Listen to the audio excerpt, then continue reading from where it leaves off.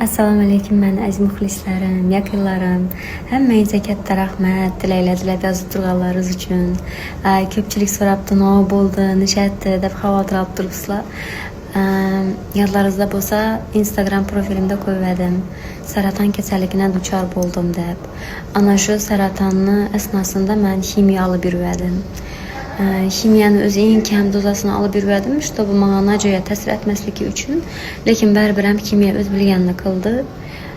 Organizmimi yeyib taşağan, içəklərini bütünləyə yapışdırıb çürütüb taşağan. Şunun üçün içək tutuluşu operasiyasını ötkəzdim. İçəkimni başçı köprak kısmını alıb taşaşa məcbur oldular. 3,5 saatlik operasiya oldu. Hazır yaxşıman, o da şükür. Mauliman əmməsi artda qaldı. O da halası tez güllədə görüşəmiz.